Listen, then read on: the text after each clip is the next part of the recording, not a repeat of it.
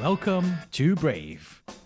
Be inspired by the best leaders of Southeast Asia tech. Build the future, learn from our past, and stay human in between. I'm Jeremy Au, a VC, founder, and father. Join us for transcripts, analysis, and community at www.jeremyau.com.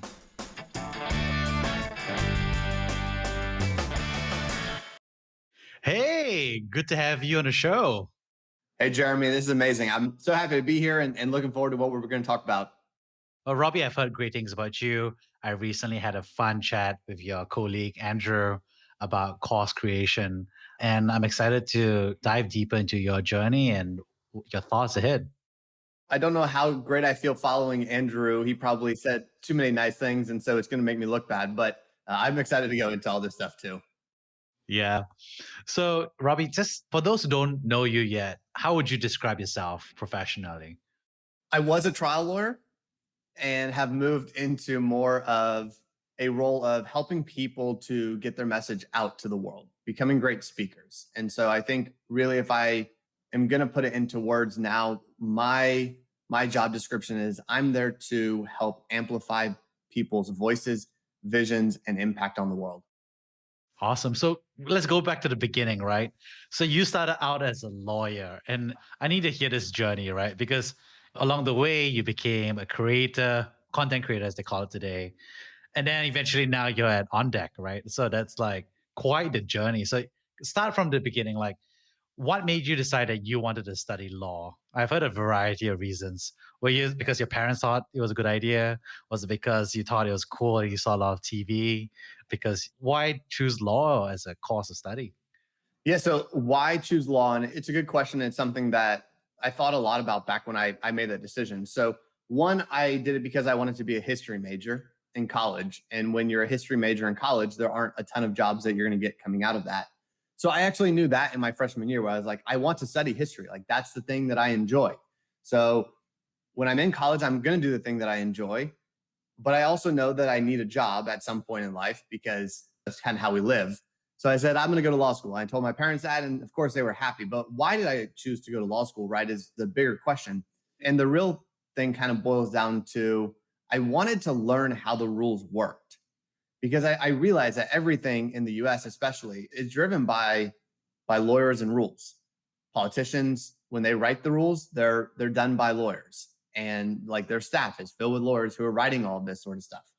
And when you can start to understand the rules, then you can figure out how to play the game, right? And I think this is where we all go to this idea of everyone is playing the game, whether they want to acknowledge that or not. And it's not quite as serious as Game of Thrones, right? We're not quite playing that level of a game, but we are, and you need to know the rules in order to function inside of that. So I went to law school really to figure that out. And of course, you have this idea of like a lot of the movies and television shows you see, and you're like, I'm going to be one of them, right? Like I'm going to be the next Harvey Specter because that looks cool on Suits. And he has this beautiful penthouse apartment, nice cars, and just lives his life. But that's just not reality in all honesty. And then when I was in law school, what I really figured out that I loved doing was talking and competing. And that meant go into actual trial work, which there aren't that many real trial lawyers in the United States anymore. Like it is a dying breed because so few cases actually go to trial. So it's a skill set that's getting lost. So in law school, I was a member of the National Mock Trial Team and then started getting to know a bunch of really successful trial lawyers. And that ultimately led me down the path of being a trial lawyer where I tried 102 jury trials. I was trying murders, capital murders, child abuse cases. I was trying, like the worst of the worst, people going to prison for the rest of their lives, trying to keep people out of prison for the rest of their lives, like super serious stuff. And it was a skill set of speaking and competing back in law school that really drove me down this path, as well as realizing that I could create this skill set that not many people have. Because for 7 years, I was in just like a constant game theory lab environment. I was in human psychology lab environment. I'm in all the persuasion techniques and like just speaking to everybody and playing this negotiation game and just a long-term chess game. So it was super valuable and incredibly interesting. But at some point I had to get out of that world because it's tough. Okay, so this is interesting, right? So I get it. Your history, you decided to be a law student because it's something, right? And then you go in and you're a legal student and you're like, okay, I can be a lawyer. I mean, my sister was part of that same journey. And then you became a lawyer. And I think that's when a lot of people say, whoa, whoa, whoa. I thought I knew a lot about being a lawyer, being a law student, but it's very different being an actual lawyer, especially when you do the apprenticeships, the internships, and the actual job itself. So I was just kind of curious, what was that transition like for you? So law school really does teach you how to think, and it's just cliche that people use, but it really is the truth. Because what a lawyer is all about is being able to identify problems and figure out how to solve them quickly, and then apply what you find out to the actual problem itself. And so law school is really teaching you the skill set. And when you're in it, you're like, oh, this is dumb. Why am I reading these old cases? Like, they don't matter at all. And then it's one of these things, we've all seen it, right? Where like your parents say, like, you'll understand when you get to my age. Someone older than you would be like, I can't explain like why I know this. I just do. Like, you just need to trust me. And we all hate that answer, right? Just trust me like I know. And now when I'm talking to law students, because I teach persuasive speaking at SMU Law School and also coach the national mock trial team as well, I tell them oftentimes this same thing where I'm like, just trust me. There's a reason this process is going on, because when you're actually in the real world, everything is different. You have plenty of time to research. You're never having to answer questions on a test or anything like that. You have time to get help and get resources to lead you down the right path. But it also is, there's different stakes. That's the big thing to remember when you actually become a lawyer. So when you're reading things in law school, you're like, oh, okay, like somebody was harmed, somebody was fighting some issue, the government wasn't behaving the way they're supposed to. And you read these cases and they're cold and clinical, and it's just black and white words on a piece of paper. And then you get into the real world and you see how it actually affects people. And that's where you feel a different weight, where you're like, I've got to really like take care of this kind of responsibility that I have, because real people's lives are being affected by the stuff that I do. So that was probably the biggest mindset shift, is realizing, hey, this isn't a game. This is real people's lives that I am really in control of and have to take seriously. That's really interesting. It's the stakes, right? I think that's a huge difference actually, and I never heard it articulated that way, right? Because before that, it's all simulation, it's all studying, and then in the real world, there are real stakes, right? And you're an agent, and you have a duty and responsibility to someone and a system. Wow, I never thought about it that way. Stakes, and then I always tell people, is like, I guess the stakes is what makes, I guess using an analogy, the game, it gives it a gravity, right? Everybody, not to compare justice system with a game or anything, but the way I think about it is there's a big difference between playing poker. Well, my family's actually playing mahjong right now, and they play mahjong, which is kind of like poker without any stakes, right? And it's a totally different game from when you're playing mahjong with real money on the line, right? The stakes is what gives the game both joy in that sense, but also pain, right? And gives the incentive and motivation to learn and get better at it, right? So I was just kind of curious about how you think about that. Yeah, 100%. It's very, very similar to what you're talking about. When you're playing with real money, people behave differently. We've all played cards with our friends when there's no money on the stakes and they do stupid things. And you're trying to play realistic and they just don't do it. And they just keep making stupid bets. And you're like, come on, why are you going all in on like a 3-8 for poker? Like, that's ridiculous. And they're like, well, I don't care. Like, it's not real money. If it was real money, they would be playing very, very differently. And that's the case too when it comes to being a lawyer. Because you really go from this sense of, you're basically playing with like fake money, monopoly money, right? To now real people are at stake. And so I think you also have varying degrees inside of the law of those stakes. And that's why for me, the role that I was in as a trial lawyer and trying these very, very serious cases, murders, capital murders, child abuse cases, where people were seriously harmed or killed, and people are facing, I mean, huge punishments, and rightfully so most of the time, you realize there's just a different level of gravity in that situation. And so like it weighs on you. And I've said this, I've used this analogy too. When the last piece of my career as a trial lawyer at the district attorney's office, I was a child abuse prosecutor for around a year. And that was a different level of stakes than anything I had been in before. And I had tried murders, capital murders, shootings, very serious cases. But nothing is the same as like when an innocent child has been harmed by somebody in that situation. And you're having to work with that child who's just been destroyed from that event. And those stakes are so high that, like, you essentially, I was talking about this over this past weekend. Someone was asking how I did that because we were at dinner and they're like, that must inform kind of the way that you see the world because, like, you see the worst in humanity. And I was like, it can. Like, that is a real concern. And I said, when I left the DA's office and left that work, part of the reason was I had two options. I either could become completely desensitized to everything in order to survive. Then I would start doing things that were not good for other people because I was so desensitized. I wasn't actually looking at it like a normal human being when I was evaluating cases. Or I could let it just destroy me. I could still be the sympathetic, empathetic human that I am, but it would destroy me because I would see evil everywhere that I looked. And so what I said you almost have to do is in that period of time, I removed like a part of my soul, kind of like you think of like Voldemort in Harry Potter. Not that I want to be Voldemort, but like the way that he is able to remove piece of his soul and put them into different items. When you're dealing with these cases, the only way to survive them is to do something like that because it is so dark when you're in that space. So like those stakes are so different and you don't understand it until you're in there. So like there's a lot of trial lawyers who have tried plenty of cases and they'll celebrate their cases and rightfully so. And then I'm like, here were the cases I was working on. And it's a different level because you're talking about real lives, you're talking about children, you're talking about things that are just horrific that most people wouldn't even believe the stuff that I've seen, unfortunately. That does change your perspective where you realize when you get to real stakes, you've got to elevate your game. You've got to take it extremely seriously because that's what it requires. Wow. Yeah, it's so true, right? One thing I noticed is that when the stakes are high, kind of talking about is like, because these are real lives at stake, real families, real psychologies, right? Around and trust in the system and justice is at play. Those are real stakes, right? And so everyone's, like you said earlier, kind of like intentional, has a gravity, this seriousness to the work. I was just kind of curious, and we're also kind of talking about how it changes learning, right? Because if there's no stakes, there's no learning, right? And obviously, when there's some stakes or high stakes, people are learning. But it made me think if the stakes are too high, it almost stops your learning, right? Like it burns you out, right? Is that, I don't know if you feel that way or how you feel about that. Yeah. So I don't feel like it stopped me from learning. In fact, it had the opposite effect where I was like, I'm going to be the absolute best.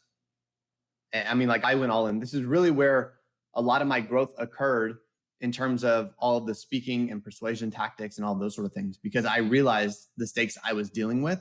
And so that like essentially forced me to elevate.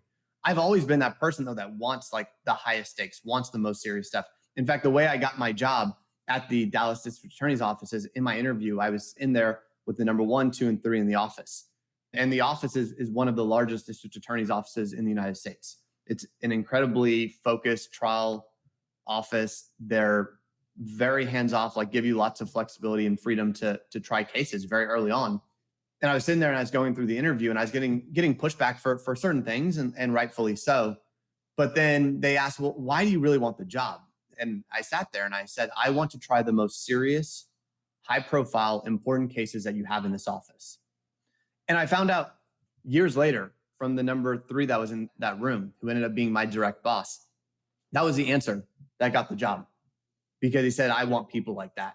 I want people who want to step into that situation. Because like you said, a lot of people, when they get higher and higher into those situations, they fold. They can't deal with those stakes anymore. They shut down. So does that happen? 100%. Did it happen to me? No. I actually went the other way where I was like, I've got to be better than everybody. I've got to know the law better than everybody. I've got to be playing a chess game better than everybody. I've got to see all the moves. I've got to set up my board. I've got to be playing all the negotiation game theory. Like everything's got to come in. I've got to be the best at persuading people. I have to be totally in control. And so for me, it just made sense. And I was always that kid too when I played sports in high school, college. If the game was on the line, last second shot in basketball, like I want to take it. If we were down a run and we had a runner on first and I was coming up to bat in college, like I wanted that. That was always who I was. Like I love that situation. Yes, you're going to fail and it's going to be crushing, but somebody's got to step up and most people won't. Most people don't want those stakes. They don't want that pressure. But for the people that can handle that, that's where you see the greatest reward. And that's where you actually impact the most people at the greatest scale. And so that's what you've just got to be comfortable doing. Yeah. So help me with this, right? So you're competitive, right? And you know that you're competitive and that's also push you to be your best, right? Yet at the same point of time, you also chose to stop playing this route, right? This game in that sense, right? So what was it like? I mean, you had two impulses, right? One, you're like, I've been doing this and I've gotten this really hard stuff and I can keep going. But at the same point, you also said, you're like, if I keep going, it's going to cost me something that I didn't know it's going to cost me, right? So what was it like balancing that? You must have been a tough call because leaving, to many people would feel like they'll say it's surrendering, right? You're not playing to win anymore. So how was that? How did that two impulses or those two conversations happen? Yeah. I mean, so I left the DA's office and I remember when I told all my bosses, they were like, seriously, like why? And I was just like, because I need to. Like, you understand the trajectory you're on. You're on the fast track to like these roles that are super high in the office. And I was like, I get that. I do. I understand what I'm walking away from, but I was like, I need to. And so I went into private practice for a little bit first as kind of like that bridge. And so like I was doing a little bit of criminal defense and tried some big cases there. And again, I think I wanted to prove to myself that I could do it on the other side and represent people who I believed were innocent and actually win the case. And so I tried a child abuse and a murder case as a defense attorney and ended up winning both of those as well and getting not guilty verdicts on those cases. So I was like, okay, cool. I've got that too. I think that was the moment where I was like, all right, this isn't something that I don't see a growth pattern moving forward in that role. Like I can try the same cases over and over and I'll continue to get the results that I was getting, but where's that growth?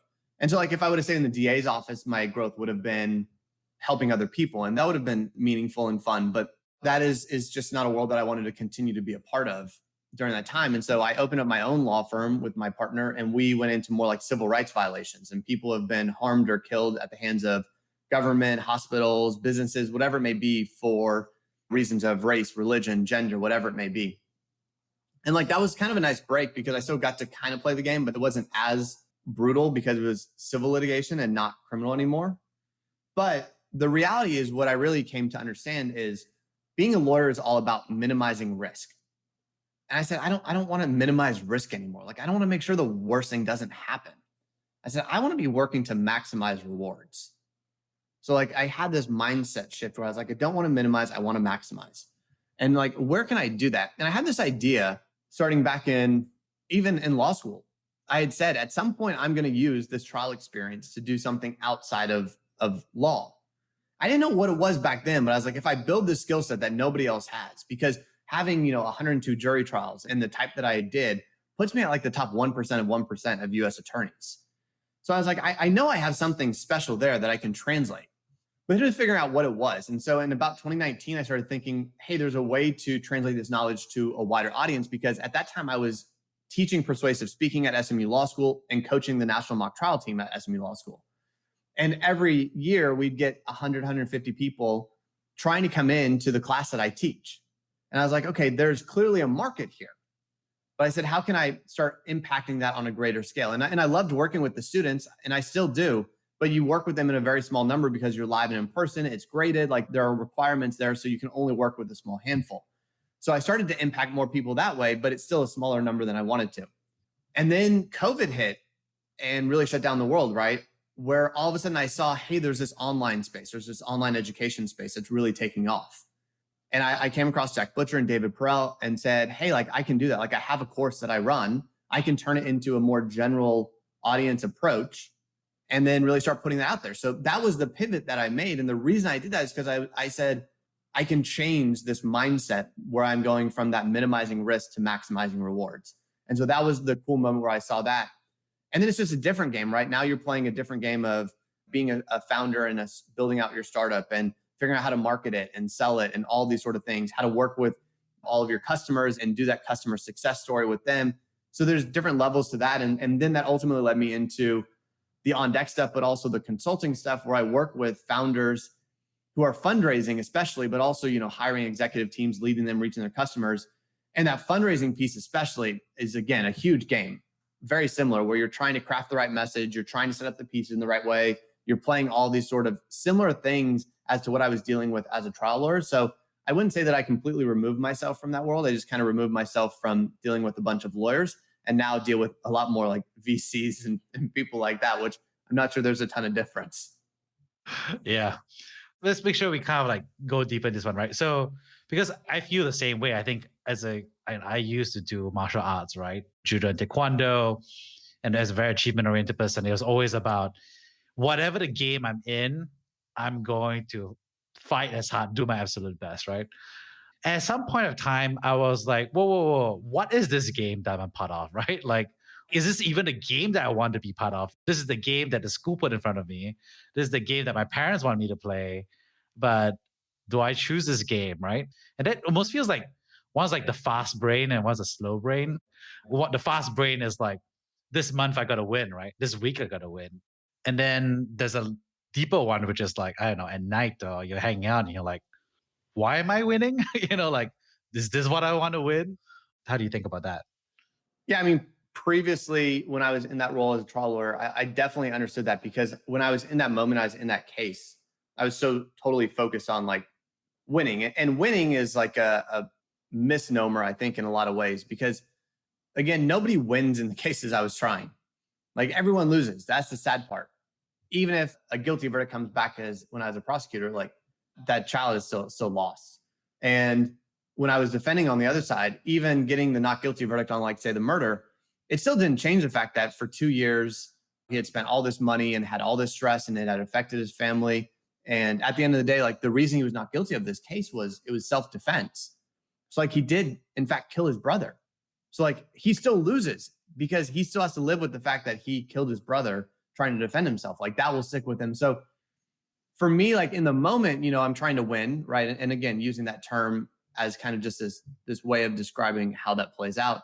But then you would get home, right? And you'd be really proud of yourself, and people would be like, wow, how did you do that? And I mean, I'd get tons of messages and emails and phone calls and like, tell me more about that, because that shouldn't have happened. Like most people just couldn't believe what was coming out of my cases and the results. But it was one of those moments where I think I was very much like you. I was like, I understand how to do this stuff really well, but like, why? Like, what comes next? Am I really winning? Because then it's just like, okay, on to the next one. And you see something similar. You see another case that looks just like the one you just tried. And you're like, okay, so I won that one, but in the bigger scope of things, am I winning? Or am I just kind of like in this almost like the Truman Show a little bit, where you're just, or like even the Matrix, where you're just going through the motions, and like, yes, you've gotten really good, but how much control are you really exerting in that industry, in your position? And I think when you look at that and you say, I'm not, like, I'm playing in the game, but I'm one of the pieces. I'm not the person, I'm not the hand that's actually moving them. I think that's when you start to realize there's got to be a better way. There's got to be a bigger picture where you can take part in. And again, I think when you asked me earlier, I was saying, like, what do I do? Like, my job is to help people essentially to scale their impact through their voice, essentially, and telling their story and being a great communicator. And I say that because that allows me not to be a piece so much, but to actually be a player and moving things around and saying, hey, I'm not just going to be helping one family. I'm going to work with companies who are tackling climate change or systemic racism or things of that nature, where they can bring on huge, huge impact into the world. And that's different. Now I'm not a piece of that game. I'm actually one of the players in that game. And I think that that's important to me. And that's why, like you said, that fast and slow brain, when you're in that moment and it's that fast brain, you're just like, I just got to win the next one. I got to win the next one. I got to win the next one. But then you stop and think and you say, no, like there's a bigger picture and I need to start getting into that. And I think that's also what informed a lot of these moves that I've made over the past, realistically, like 2.5 years to get to this point. I'm personally curious, like, how do you engage your slow brain? Because you had all these things happening during the day. You're moving, you're prepping, you're getting stuff done. When does your slow brain like kick in, or how do you code in that slow brain? So for me, it's very much a nighttime activity, especially like that's just when things start really, like, my brain is basically pulled in all the information of the day and just kind of like work through it. And then by the end, it gives me time to just really think through all these things. And you start to realize patterns, and I start taking notes. I start putting things into a Google Doc or Rome or wherever I want to, or writing it down and just being like, I need to come back to this. Like there's something here and I don't know what it is yet, but I need to figure that out. I also do it with writing. So I like writing. I think that helps me kind of explore ideas that are in my head and kind of turn them from this blob of a mess into like some sort of fully formed idea and thought to play out. Then you Also for me, I'll find a lot of this when I just like go to the gym or go for walks. Like I try to walk fairly occasionally just to be in kind of the moment where I'm not distracted by anything. I'm not looking at my phone. I'm not getting emails. I'm not on Twitter. I'm not doing any of that stuff. I just kind of am thinking as I walk. And so a lot of that is allowing my slow brain to start kicking in and say, hey, let's do some deep work. And the last piece is honestly travel for me is one of those big pieces where I'm able to do that reflection as well. So what I'd find after most big trials I would do is I would typically take off for about anywhere between 3 days to a week and go somewhere. And the reason being is I just need that chance to reset, to really explore how I was feeling about some of those ideas. I think that is what allowed me over time to realize, hey, I need to leave. I need to do something differently. Because after each one of those, I kept feeling the same way. I kept having these same thoughts. And you're always going to have ups and downs, right? Like life is always like that. Things are good, things are bad, things are good, things are bad. Like it's just part of it. And so you don't want to let one or two moments where you're like, I don't like what I'm doing anymore, lead you to make some sort of rash decision. But over the course of a year, 2 years, when you're seeing that after every big trial and you're feeling the same way, like there's got to be more, there's got to be more, there's got to be more. At a certain point, you have to listen and you have to say, what is that more? And I think that's how I did that oftentimes, just traveling. And I do a lot of solo travel too, where it's literally just me hanging out in places I don't know, just enjoying seeing. Like I'll sit at a cafe and just watch the stream of life.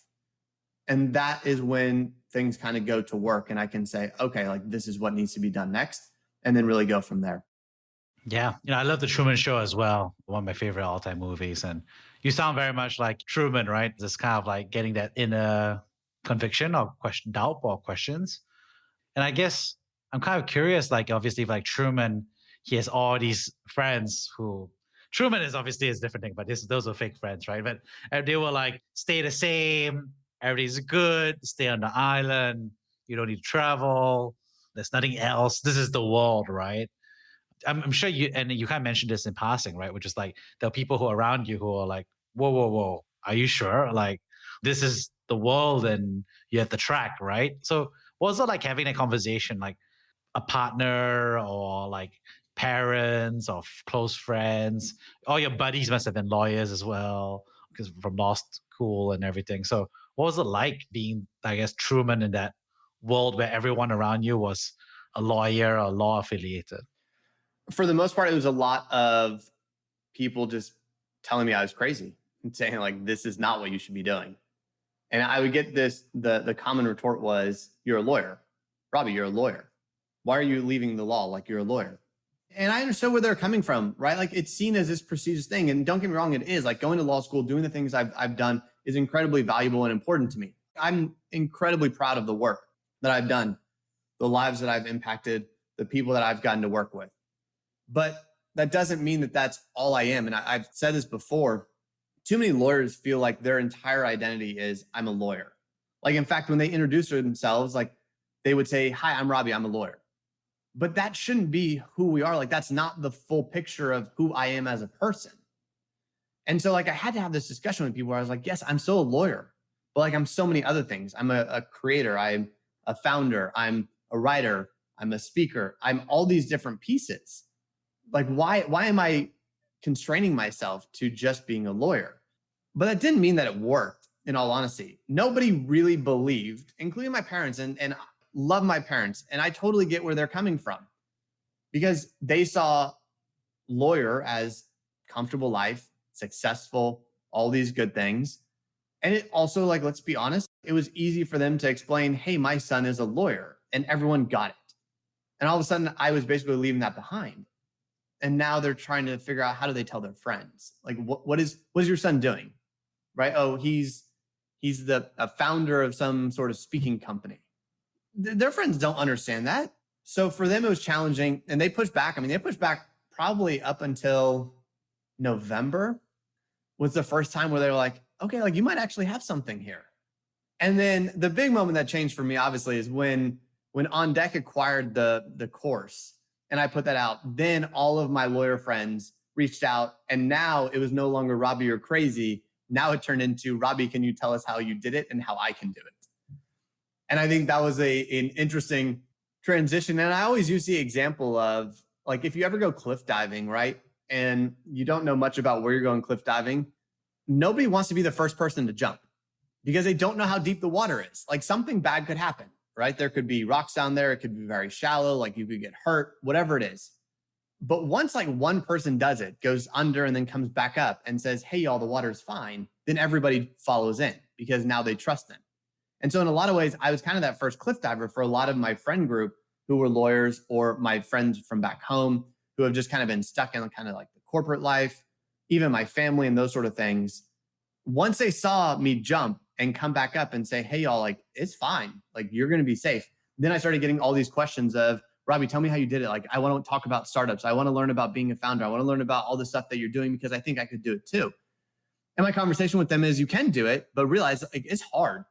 It looks easy because you don't see all the hard stuff that was going on. You don't see the years that built up to this. You don't see all of the months where you're working 100+ hour weeks and not sleeping and having zero paychecks and all this sort of stuff. Like you don't see that. So get ready because it is safe. Like you can jump in and you'll come back up. But it is also like when you jump off that cliff, it is a long time before you hit that water and come back up. So you better be ready to just trust that it's going to end up working out. So it's been a fun process to see that mindset shift in a lot of my friends and family. Now my family's super proud. Like they love it. And that's been a really cool transition to see as well. Just kind of that belief capital, right? Which I think is something that's so important is not money. Like I don't need money from anyone. That belief capital is like, oh, other people see that I can do this too, which means it's easier for me to believe that I can. I love what you said, belief capital. That's a good phrase. I remember when I first told my peer group at Bain, well, my parents didn't know what a consultant was. It's still difficult to explain. Like I always tell them it's like a doctor to companies, and they're kind of like, oh, I like the word doctor, but doctor to companies is still kind of like shaky there. But still, it was a status thing, right? Because you could be like, you could walk around and you'd be like, oh, I'm a Bain consultant, and then everyone was like, oh, those in the know would know, and they'd be like, oh, right, let's have a drink or something, right? And I remember when I first left, I told everybody I was going to like go full time on this startup that I was building. I felt like so weird going in. And I remember I told my friends about it. And then one guy looked at me, he was like, oh, thank God, Jeremy. I thought I was going to be the first one to quit, right? Thank you for being the first to do so, like, and taking the flak, right? And it was funny because over the years, then a ton of people left to build their own startups or join technology. But I think I love the cliff diving analogy you had. It's very much like you just jump out and, well, I mean, a lot of people have a tough time as well. Let's be real. But those who do make it, it creates that belief capital for everybody else up on the cliff. Yeah, 100%. Your experience would be very similar. Like going from a Bain to leaving that. Most people would be like, why? Why are you leaving that? Like, aren't you on like the path to becoming a partner? Aren't you like, what about your bonus this year? Right? Like, don't you want your bonus? And I mean, yeah, I love my bonus. Don't get me wrong. But I also want to do something that I'm super passionate about and something that I see a way forward, right? Because it can't just be about passion. Like that's not good enough. I think that is a big mistake people make too, is just because you enjoy something doesn't mean that you're going to be successful and that you should do it, right? Like I wanted to play professional baseball. That was my passion. It doesn't matter how many times I went to the Houston Astros and told them, hey, I'm really passionate about playing baseball. Will you let me play on the team? They were going to say no over and over and over. So like, it's not enough to be passionate, but like if you have that passion and you also have that skill set that you've built, then it's worth taking that risk and jumping out there to see, like, do we hit the water? Maybe you don't. Like there is a risk that you fail. You're 100% right.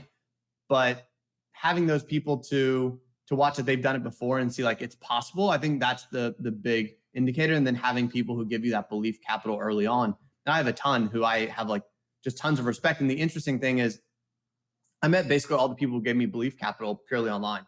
Like I never met any of them in real life until last weekend was the first time I finally met some of them in real life. It was this group of people who really did like early on put it in my head that like this is a real thing. And it really changed the trajectory of where my life is going. So incredibly grateful for people who give that kind of belief capital. And I try to return the favor as much as I can to people I see doing cool stuff, especially early on. Love it. I'm writing this down, and belief capital, right? That's a good one. Because, I think it's so true, right? It's like, I think everyone's thinking about capital in terms of like giving capital, investing my capital, spending capital. And then you're like, but belief capital is what drives everybody, right? Like getting up in the morning, going to work, fighting to do more, fighting to change things. Like, wow, like belief capital, that's a good one. And then obviously now you talk about belief capital. And I guess that's quite related, right? Because now you talk about speaking, which is, I guess, a way of generating belief capital or communicating belief capital. That's one way I think about it.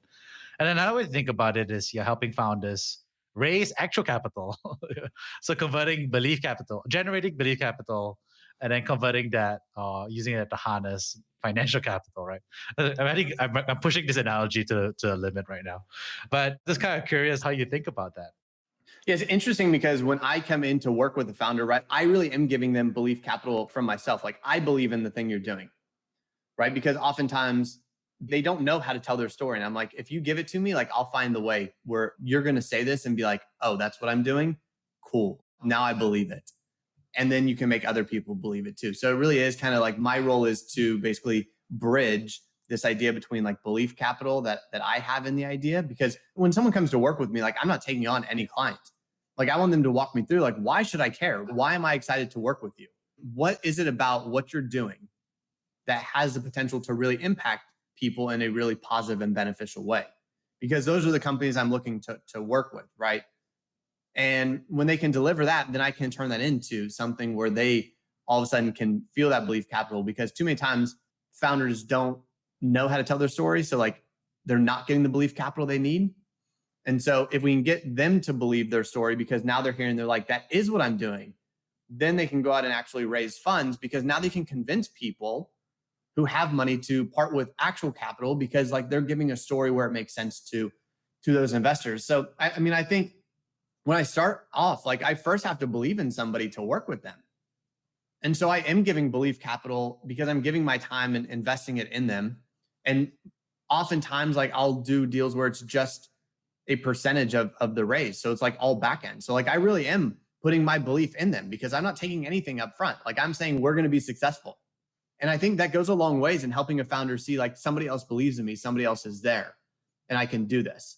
So I do think that is extremely valuable. And when it comes to speaking, right, like the whole idea of speaking is to inspire people to take some sort of action. And this is one of those mistakes that so many people make when it comes to speaking, is they think if I just get up and deliver something good, that's all that matters, right? And I have this distinction between like someone who tells stories and a storyteller. Someone who tells stories is just telling them as entertainment. They're a distraction. A storyteller uses stories to actually inspire action in his audience. It's creating something out of that story. So like there's this idea of like passive consumption and active consumption, right? The passive is just kind of taking it in and doing nothing. The active is actually taking it in and moving forward because they learned something, they were inspired to action. That's what a great storyteller does. And that's also what a great speaker does. We're trying to give our audience belief that they can take this thing, that they can adopt this idea, that they can move forward with this action. And if we do that and do that well, that's really where you start to see the power of great speakers, right? And we've all seen them, whether it's in bad ways in history, right? That's certainly been true. Like speech has been used for hugely horrific things to occur, but it's also been seen to do so much good. I mean, JFK talking about going to the moon when the technology we had is like less powerful than the iPhone that we have now, and essentially willing that into existence. Martin Luther King's I Have a Dream, and ultimately willing civil rights in America into existence because of his words, because he inspired that action. And I think that's the power of great speaking, is if you can give people their own belief capital because of what you've stirred inside of them, then you have a chance to really see that impact go beyond. And I say, as a creator, the creator mindset is basically me plus one. And when I say that, I say I give every speech or create every piece I do for myself. Like I always want to be proud of it, because if I don't like it and I'm not proud of it, I shouldn't be doing it. If it's not authentic and true to myself, I shouldn't be doing it. So I've always got to make sure I take care of me, but then one more. If I can impact one other person with what I do, I don't know what that ripple effect will be. And so if I get some sort of, hey, this changed my mindset, hey, this led me to take this action, any of those sort of things, or I've never thought about it like that, and it changes the way that they see the world. To me, that's the creator mindset, and that's what I'm trying to achieve, because then I've transferred that belief capital, because now that person believes something that they didn't when they first came into either the article I wrote, the video I created, or the speech that I give. So that's how I like to think about kind of bridging that belief capital to actual capital. and why speaking is so important in today's day and age. And in fact, I think that speaking is just going to get more and more important because the ability for AI to take over a lot of the automated tasks, whether it's writing, and we see that right with GP3 and things of that nature, where some of these tasks that we think that we need to do as a human, we don't. But speaking, like I know Elon Musk has the idea of Neuralink, where you can basically like communicate seamlessly between two people, and maybe that'll be a thing, but that's way off in the future. So I don't think that that's coming anytime soon, which means your ability to speak and connect with people and move them is always going to be incredibly important in the coming decades. So, what I agree with you definitely is that so many founders don't storytell, right? And maybe it's a function of they don't know how to, it's a function of they choose not to. And I've literally seen hundreds of decks where my feedback is like, why is this a problem, right? I think there's one deck I saw recently, which was like, talking about how they're targeting a minority group that they belong to, and it's a problem. And I was like, you don't say it's a problem. You make it seem like it's something that happens to them, but you don't talk about why it's a problem to solve, right?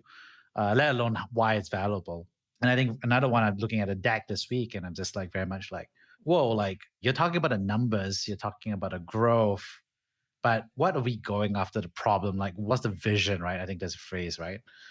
And I think one thing, of course, I think the easy part is when founders are like, I don't know how to, right? Which is I don't know how to storytell, because that's an easy part. That's just like, let's go through the deck, let's help them, and so on and so forth. But I've seen a lot of founders also say like, I choose not to, right? They almost look at speaking better as a bad thing, right? Or like evil thing or a deceptive thing, right? They're very much like the numbers should speak for itself, the business should speak for itself. To some extent, the deck should speak for itself, right? And those are the ones where I really have the toughest time having a conversation with, because it's not a transactional 1 hour conversation where you can crush the storyline with a whiteboard, but it's a deeper conversation, right? And to be honest, I think I do my time, and I tell them, I say, I can help you this far, but if you want to be a founder, you've got to communicate, articulate some of this, right? So anyway, I think I'm just sharing about how I feel. I'm wondering if you see that in your practice and what you see as well. 100%. You see those two areas, either I don't know how or I don't want to. And you have a lot of people who are very technical, or maybe they're scientific, right? They're engineers, things of that nature. And they agree. It should just, the technical aspects should speak for itself. The feature should speak for itself. The numbers should speak for themselves. And here's the thing, you can make all those things part of your story. Like those can tell a story. That is actually the interesting thing, is you don't have to be like story or numbers. It's both. You use the numbers to tell the story. So like you can still do it in a way that's compelling.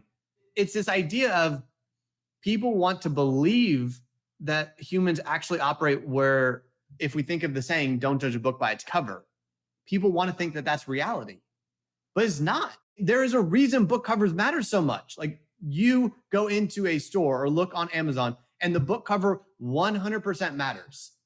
It's like, why are we putting our head in the sand and saying, oh, well, don't judge a book by its cover? You know what you're saying there when you're a founder and you're saying, I don't want to storytell? You're saying, oh, the cover doesn't matter. Like they'll just get to the numbers and be like, we're good. Guess what? If you don't have a compelling cover, they don't care, because your customer isn't going to care if you don't have a good cover. Your customer isn't going to get the numbers. The customer isn't going to connect with you. You're going to have no kind of business brand. You're going to have no moat around yourself. There's going to be no reason that anybody wants to come and work with you as an employee. There's going to be no reason your customers are loyal to you. If you have the best product, they'll stay with you, but then somebody's going to replace you, and then they're going to move on to that one. The story is what allows people to connect, right? Like there's a reason throughout human history that we love stories. Why do the Iliad and the Odyssey still exist to this day? They started thousands of years ago, and they were told through oral tradition, and they were told to teach lessons, but they were entertaining at the same time. And that's why they continue to get passed on, and passed on to the point that they got written down by Homer, to the point that they end up getting made into movies, whether that's Troy or a remake, right? Like, Oh Brother, Where Art Thou? And I'm sure we'll see more in the future, because those stories matter, right? The idea of the Trojan horse, we all know what that means. And that comes from the story, right, of the Iliad. So if we really think about it, like if we can start tying some of these founders to like, let's talk about history, like let's go into great historical moments and talk about why they tell it in story format. So like, that's kind of what I have to do when I'm dealing with a founder who's maybe like, I don't want to tell a story. I'd be like, well, let's go through this. Like I can basically pull out all these examples and be like, let's do this thing. And now tell me what you see in common about them. And then they start to pick up on it. And the ones who are really like, no, I'm not going to tell a story, like I don't work with them. I'm not going to bang my head against the wall when I know what works. I know what works on a human psychological level. I know what works when it comes to pitching. I know what works when it comes to being a speaker, and that's telling a great story. And it doesn't mean you're telling a fairy tale. It means you're telling it in a narrative arc, that you're taking your audience on an adventure, on a journey where they feel like they're a character in the story. But it doesn't mean that it's some make-believe and fluffy language and all sorts of things. In fact, many times story arcs, like I've worked with people who are VCs and trying to get better at pitches to like the partners in their VC firm, and they'll have 30 seconds to deliver a pitch. I'm like, we can still make that pitch have a narrative arc. So you can still tell a story, even a 30-second little bit, if you do it right. It just takes a lot of work and a lot of kind of understanding of how best to structure that. So I push back on those people who say, I don't want it, and say, we can either fix that mindset or we cannot work together, because that's just the way it's going to end up being. I don't need to deal with that issue. Yeah, I think that's very true. And to be fair, I'm often in the same boat, right? Because I can easily help rewrite the deck and create a core narrative loop. And whether you want to do it or not, that's a separate question altogether, right? And I want to pick up on what you said, right? Which is that you said like the numbers can be part of the story, right? And I think that's so true, right? Like nobody wants to see a fairy tale without numbers.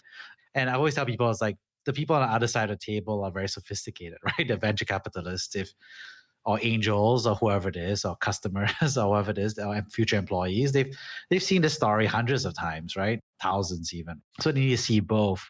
I'm just kind of curious, why do you think people make it binary? Is this like some kind of like limiting belief, or like we started teaching kids that like the story versus numbers? Like, why do people believe there's a binary choice between story and numbers? I'm just kind of curious from your perspective.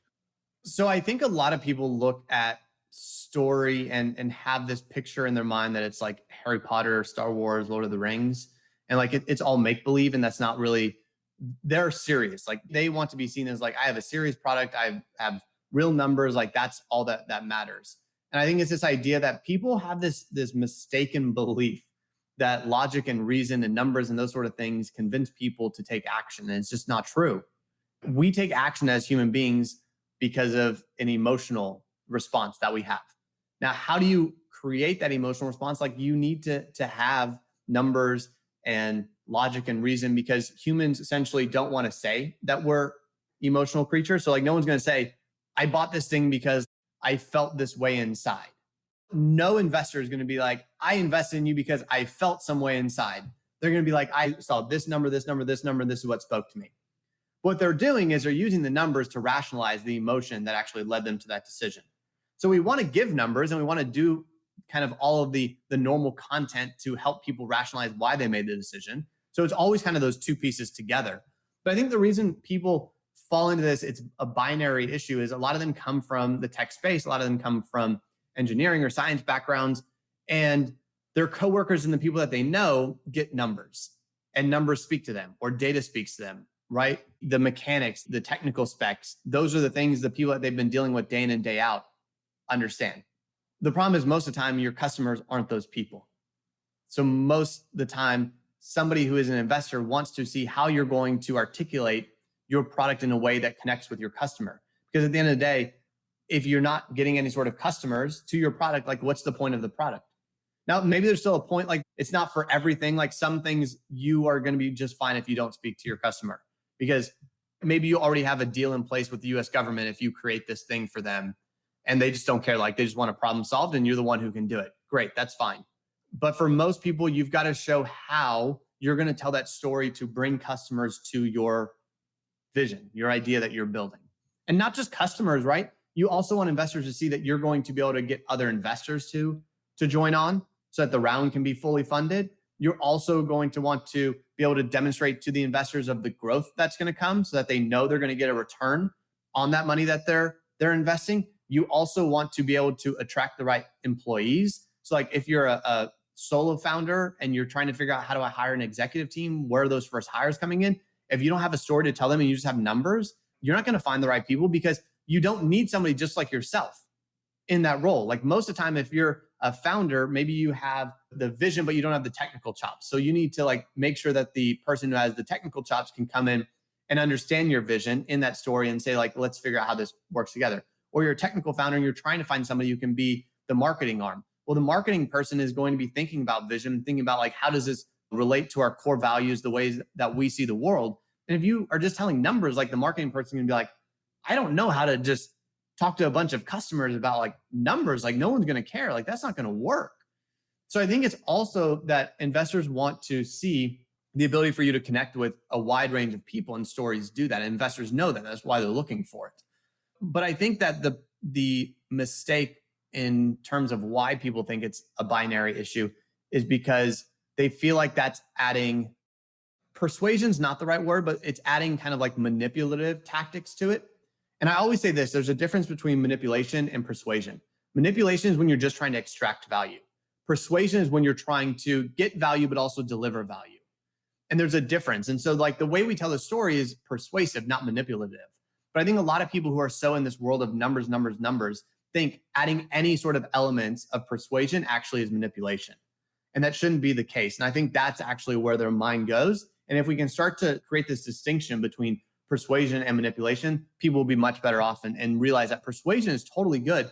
Because when you go into an investor meeting, right, you're telling them, I need you to give me money, but I'm going to return the money to you. Like I'm going to deliver value to you. And so it's a two-way street instead of a one-way with manipulation. So that's how I like to frame it. And hopefully some people will listen to this and start realizing it's not a binary issue. Like you can do both. Yeah, I think you really kind of like hit a lot of the core points here, right? It's like prior work environments. It's about the perception. It's about the false perceptions of binary trade-off. It's the fear that's manipulative. Yeah. I mean, one thing I'll add to that as well, just off the top of my head, is like whenever we're working on a business that already exists, there's so many numbers, right? I mean, when I was a consultant, there was so many numbers. Like from a client, I downloaded a spreadsheet about company data, and it was so big that my laptop couldn't handle opening up the Excel spreadsheet, right? There's just so many numbers. So I had to find a more powerful laptop, delete a whole bunch of numbers that were irrelevant to just the numbers I could have, and then do the analysis on my own laptop, right? But I think the interesting thing about startups as well is just like there's so much value to be created in the future. You know, even with a seed or Series A or Series B, it's still so early in the journey that if you can't story tell the future, you're almost like visualizing the numbers in advance for people. Yeah, you're making me think quite a bit actually about this. I'm gonna scratch that itch in my head. Yeah, I think the one that I always love about this too is using Elon Musk as an example. Like he basically told a vision of the future for Tesla for years when like there was really no Teslas anywhere. And you know what I see now everywhere in Dallas, Texas are Teslas. Everywhere I look, Teslas. Because he essentially didn't have the numbers to back it up early, but was like, here's the vision, here's where we're going. And it came true because like it was so clear I could see it. I remember following this journey for as long as I can remember being like, he's going to do it. He's going to do it. Like it's so clear in the way he's describing it. He is seeing it in his head.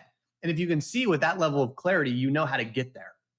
And I think that's where that storytelling is so important too, because it shows that the founder has the ability to forecast the future. And if you can forecast the future, what you can essentially do is reverse engineer from that forecasting you're doing and figure out here's where we are. How do we get to this future? And then take the right steps to actually get there.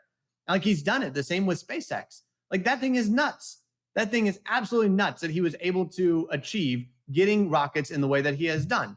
And yet again, it comes down to this idea. He told a story early on, a vision of going to Mars and what that looks like and why we need it, right? And I think to me, when you have somebody like that who's able to articulate it in such beautiful detail and paint that picture for us, that's where we get excited and we say, I want to know more about that. Like I'm going to say following that. That's the thing I want. And then again, he's just basically reverse engineering from this vision that he has for the future. And that is allowing him to be successful in the steps that he needs to take. And so if we're just looking at cold numbers, like most people who are dealing with just numbers are going to do projections with numbers. But it doesn't really tell me anything because are those numbers going to be true? Is it going to continue to move that way? Things change. Like nobody in 2020 would have seen COVID coming, right? Like you could have been giving me projections about real estate prices for business offices in New York at the beginning of 2020. And you know what? I guarantee you 2020 showed you that those numbers were not right. But if you have a bigger vision and you're saying like, this is where the world is going long-term, and I see that vision, I know how we can get there, that's different. So numbers give us a projection, which can be wrong. A vision gives us a bigger blueprint of like 10 years, 50 years, 100 years. And that allows you more freedom because as you get more finite, right, in your time domain, your ability to forecast gets harder and harder and harder. Little things can put you off course. Whereas a bigger vision that kind of maps it further out actually gives you more freedom to adjust along the way and still get to your end goal, right? I mean, if we think about quickly like Lord of the Rings, one of my favorite movies and books, like that journey to get to Mordor was very circuitous for Frodo and Sam. But ultimately, they got there by going different routes. And that's kind of how I think about a founder when they give their story and their vision. There are multiple routes to ultimately get there.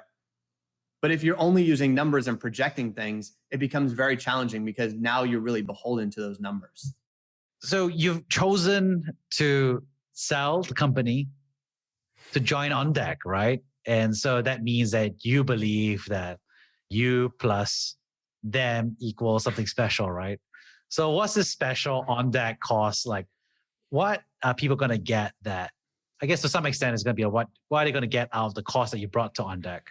But also, what are they going to get with that alchemy between yourself and On Deck? So, I mean, obviously you come into a speaking program to get better at speaking. Will that happen? 100%. That's just a no-brainer. But what they're going to get is an experience that I think they're not expecting. And what I say by that is the level of connection that you create inside of that community by going through this program, the way that it's designed, like you walk out where you'll continue to be friends with these people. You'll continue to build with these people because you're being vulnerable and you're sharing yourself. You're exposing who you are to all of the members of this community. That's what speaking is. And we do it in a way that's safe, but also lets you get to know one another and let other people get to know you. And I think that's the beauty is actually seeing those connections as they build and watching them really blossom. Where I ended up in the last program, I had people who ended up hiring one another to work together. And that's the type of thing where you want to see that come to life. But really what you want to see, and what I think people will be surprised at, is how many doors open in their lives that they don't realize are there right now. Because that's actually what happens with speaking is you start seeing doors that didn't exist before. You start seeing opportunities that you never knew were there. And that's the really cool thing. It's not just because you're better at speaking. It's because you shift your mindset. You start seeing things differently. And that's actually that transformation that we talk about. And I know Andrew Barry has coined the term transformational online courses. And that is 100% what this is geared to be. So that's the surprise is it is actually geared to bring about transformation of the person while also making sure that they get better at speaking. But I think the magic in On Deck really is the quality of the individual coming into the program, right? I think that's that secret sauce is you really get great people who understand the power of community and also how their voice, essentially getting better at this, can amplify their skill set. This isn't a course where it's for a bunch of, guru learners who want to just get up on stage and teach other people how to get up on stage and like never deliver anything. Because like I told you earlier, speaking is all about creating action. And what this is designed to do is to create great holistic speakers where you create action and use the skills and expertise and experience that you've built over your career to really change and impact lives. Not just get up and tell my story so I can teach you how to tell your story, so you can teach somebody else how to tell their story, and everyone sounds the same. Because here's the thing, I don't need another Robbie Crabtree in the world. We've got one of me, that's enough. Like, I need everybody else to have their voice. I need everybody else to tell their story, but I need them to tell it in a way that impacts the world. And that's what I focus on. That's what we focus on in On Deck. And the people coming in are all on board with this idea. And that's why I joined with On Deck, because it is essentially this force multiplier.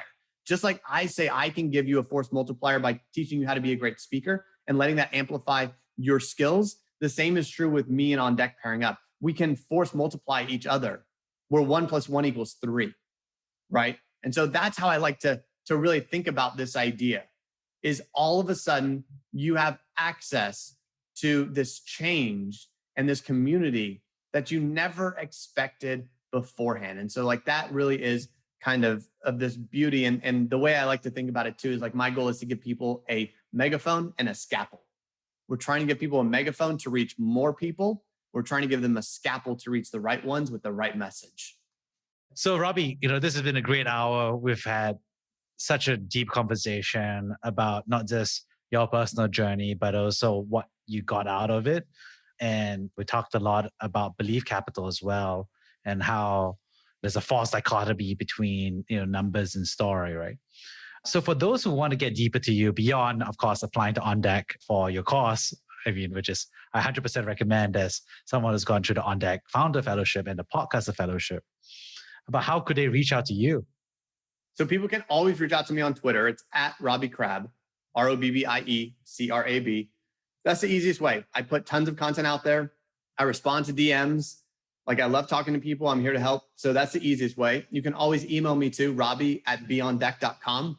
You can go to my personal website, and this is going to throw people a little bit for a loop because it's a little bit different, but it's robbiecrabtree.com. And that's where I write. And so far this year, I've written 30 articles. I also wrote a very deep year in review in story format, true to myself, for 2020, which actually chronicles kind of the entire journey if people are interested in learning more about kind of how that process played out.